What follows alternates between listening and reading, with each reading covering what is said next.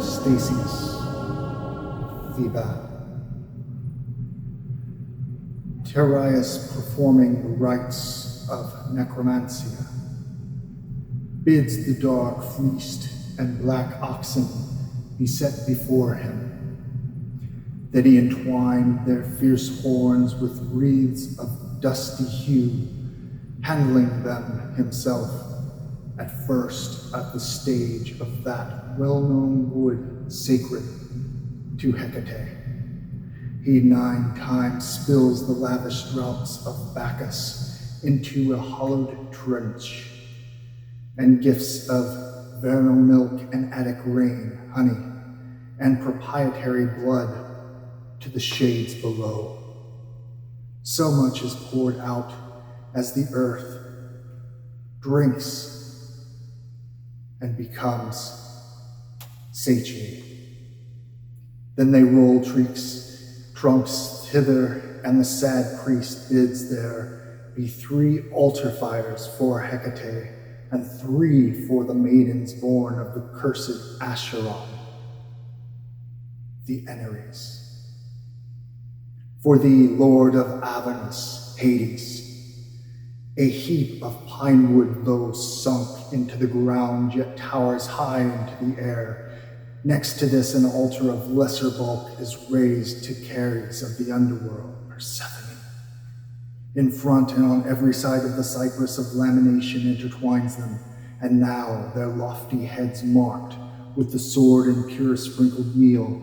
The cattle fell under the stroke, and then the virgin Manto, daughter of Teres, catching the blood in bowls, makes first libation, and moving 3 times round all the pyres, as her holy sire commands, offers the half-dead tissues, yet living entrails, nor delays to set the devouring fire to the dark foliage. And when Tereus hears the branches crackling in the flame and the grim piles roaring, for the burning heat surges before his face, and the fiery vapor fills the hollows of his eyes. He exclaimed, and the pyres trembled, and the flames cowered at his voice. Abodes of Tartarus, an awful realm of insatiable Mars, Thanatos, death, and thou most cruel of the brothers, Hades, to whom the shades are given to serve thee, and the eternal punishments of the damned obey thee, and the palace of the underworld throw open in answer to my knowing the silent places and empty void of the stern Persephone, and send forth the multitude that lurk in hollow night. Let the ferryman Charon row back across the Styx with greening bark. Haste ye altogether, nor let before the shades but one fashion of return to the light. Do thou, daughters of Perseus, Hecate, and the cloud-wrapped Arcadian Hermes, with the rod of power, led in separate throng the pious denizens of Elysium. But for those who died in crime, who in Erebus, as among the seed of Cadmus, are most in number, be thou their leader, Tisiphon. Go on before with the snake thrice brandished in the blaze yew branch, and throw open the light of day, nor let Cerberus interpose his heads and turn aside the ghost that lack the light. Hecate Adonia, Tridotis Trivia, lovely dame of earthly, watery, and celestial frame, sepulchral in a saffron veil arrayed, pleased with the dark ghosts that wander through the shade. Perseus, solitary goddess, hail! The world's key-bearer, never doomed to fail. In stags rejoicing, huntress, nightly seen, and drawn by bulls, unconquerable queen. Leader, nymph, nurse, on mountains wandering, hear the supplicants who with holy rites thy power revere. With the herdsmen with a favoring mind draw near. That was the Orphic hymn to Hecate. Propitiating the only begotten maiden, Cora Mojagenia Hecate, with a midnight offering, Brimo Hecate, nurse of youth, Corotropos, Brimo, night wanderer of the underworld, Nyktipolis Khthonie, queen of the dead, Anessa Eneloi. That was Apollonius Rhodius from Agronautica. Also, Hecate, Brimo, hearing his words from the abyss, came up. She was garlanded by fearsome snakes that coiled themselves round twigs of oak, and the twinkle of 1,000 torches lit the scene, and the hounds of the underworld barked shrilly around her. Hecate is known in various forms as Trivia or Tridotis, the three-form, the triple goddess, the goddess of Crossroads. There is syncretic identification with Hecate and other goddesses throughout the Hellenistic, Thracian, Greco-Roman times and periods.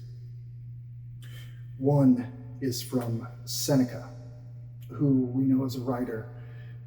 The Emperor Nero was instructed by and ultimately encouraged Seneca by order to commit suicide. This hymn is an excellent form for invocation and also in reading to understand the nature of Hecate and different forms, including those syncretically aligned, identified with Artemis and different goddesses. O Artemis, queen of the groves, thou who in solitude lovest thy mountain haunts, and who upon the solitary mountains art alone held holy, change for the better these dark, ill-omened threats.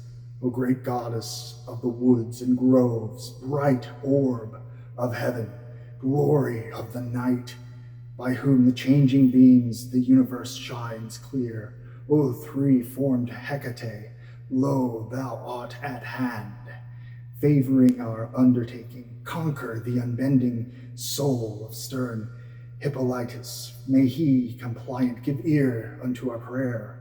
Soften his fierce heart. May he learn to love. May he feel answering flames.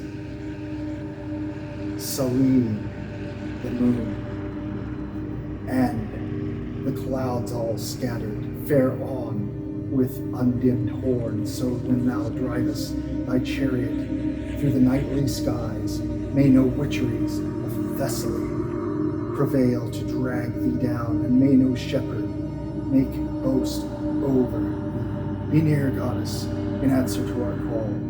Hear our prayers. Artemis, Hecate, Selene, Cynthia, queen of the mysteries of night. If, as they say, thou dost in threefold wise the aspect of thy Godhead, and in different shape comest down to the woodworld, the goddess stooped her horns and made bright her kindly star, and illuminated the battlefield with near approaching chariot. That is Statius from Hecate in modern Luciferian left-hand path ceremonial magic, witchcraft, is very much in line, in essence, with the ancient world and knowledge of the goddess Hecate. Differences are found mostly in not the dramatic, but in centering one's daemonic apotheosis, the illumination, and the liberation, not in that word, towards bringing forth in convocation within your circle, within your crossroads, the the goddess Hecate.